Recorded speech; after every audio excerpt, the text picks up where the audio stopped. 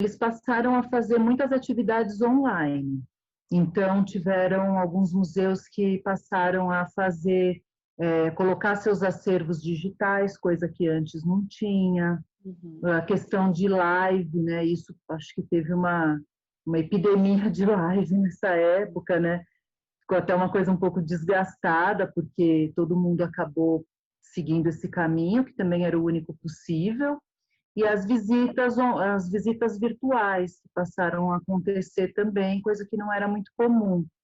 É claro que não dá para comparar, assim, não é a mesma coisa, né? Mas eu acho que muito conhecimento também foi adquirido por esse caminho. Tiveram cursos, participações de convidados, né, em conversas e tudo mais. Então, de um modo ou de outro, eu acredito que a grande maioria dos museus continuaram ativos nesse caminho. Com essas atividades virtuais, muitos vídeos também eu percebo que aumentou bastante, porque eu faço também a adaptação não só dos recursos, né, táteis de obras de arte, adaptações e tal, eu faço também os vídeos com interpretação em libras, legenda, audiodescrição, e essa demanda veio assim muito forte. Então eu acho que isso manteve também o museu vivo. Então, disponibilizaram vídeos contando a história do museu, vídeos com contação de história infantil. Então, alguma historinha que tivesse relação com a exposição, eles montavam ali e contavam para as crianças, oficinas, né? O Museu de Ciências mesmo estava fazendo algumas oficinas que o educador dava, né, online, e a criançada fazia em casa. Então, coisas lá que explode, que sai fumaça, não sei o quê, essas experiências, né? Então, isso também aconteceu muito. Então, acho que essas ações que acabaram mantendo os museus ativos e vivos nessa época. Forma de conhecimento sempre, né?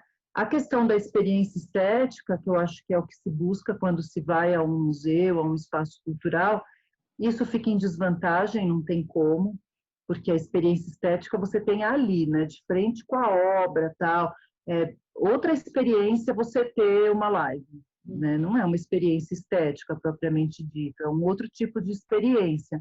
Mas eu acho que é um caminho para o conhecimento, para a informação, e acredito que muitas pessoas também que antes não iam a museus por diversas razões, ou por dificuldade de se locomover, ou por N questões, né?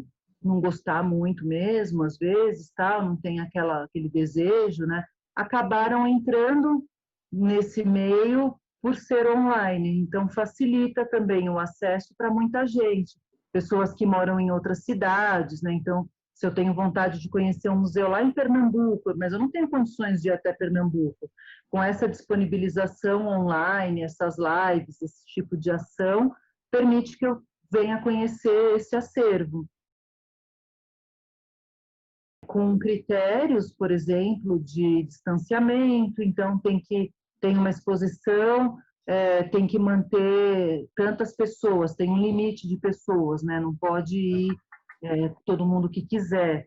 Geralmente precisa fazer o agendamento online antes, para ter aquele número assegurado de visitantes. Está tendo também alguns protocolos do tipo as peças táteis, né, que é a minha área de atuação, não ficam expostas para todo mundo. Então, quando chega o visitante com deficiência, é disponibilizado para aquela pessoa, mas ela não faz mais parte da exposição, o que é uma pena, porque eu acho que é um material interessante para todos, mas também eu entendo essa questão da segurança mesmo, né?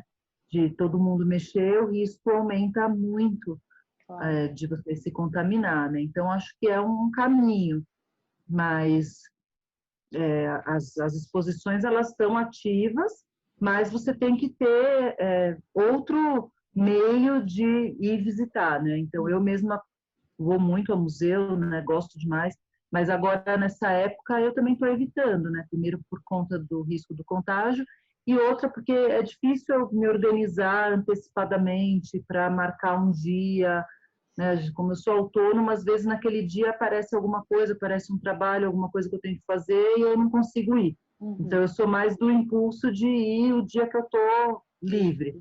E aí eu acabo me atrapalhando um pouco nesse novo modelo, né? Mas a gente tem que se acostumar, pelo menos por enquanto, porque o jeito é esse mesmo, né? Então, essa quantidade limitada de visitantes, a higienização, então as peças que a gente está fazendo também, elas podem ser higienizadas, tem álcool para a pessoa passar antes e depois de tocar no material. Outra coisa também que mudou foi a plataforma, né? Por exemplo, audioguia e videolibras, a gente costumava ofertar para a pessoa um aparelho que ela ia e punha lá o foninho de ouvido, usava a exposição, no final devolvia. E o videolibras também, um tablet que fica no espaço e a pessoa vai lá, aciona, assiste e pronto. Agora não, agora a gente está disponibilizando em QR Code ou em alguma plataforma que a pessoa consiga acessar do seu próprio celular. Algum link, alguma coisa no próprio site do museu, enfim, a gente está vendo outras formas para que a pessoa consiga usar o seu próprio aparelho e não precise compartilhar o uso desses materiais com os demais, né? É horrível, né? Quem é apaixonado por arte ter que se distanciar dela é muito difícil. Mas, assim, por outro lado, aquilo que eu falei de você também ter acesso a conteúdos online que antes a gente não tinha. Então, até museus fora do país, né, fizeram visitas virtuais e tudo. Então, a gente ganhou com isso nesse sentido, de poder conhecer, né? Eu nunca fui para Paris, mas dava para visitar alguns museus virtualmente, né? Porque eles colocaram isso aberto, né? Então, isso foi muito legal. Mas é o que eu falei, assim, não se compara a você estar em loco, né? Mas eu acho que quebra um galho e foi a maneira também possível, Sim. né? Foi uma maneira possível de se atuar. Agora, as questões para as pessoas com deficiência, por um lado eu vi que teve esse aumento, né, da demanda de colocar libras nos vídeos e tudo mais, então houve uma preocupação em que esse conteúdo fosse disponível com acessibilidade, então isso também foi legal, né? A gente fez bastante projetinho nesse sentido, coisa que pessoalmente ali ao vivo você perdia, entre aspas, né? Essa história que fica ali registrada no vídeo, né? Porque o vídeo fica disponível, se você não viu hoje, você pode ver a semana que vem, o mês que vem, pode passar para os seus amigos. É única, você vive aquele momento, aquela experiência e acabou. Então, acho que fica essa memória, né, que vai reverberar, né, nesses vídeos, essas coisas, registra ali aquela memória, aquela historinha, seja lá o que for, e aquilo fica. Né? E a visita presencial fica só na memória de quem participou, mas os outros não compartilham, né? Então, acho que fica um material mais... uma divulgação maior mesmo.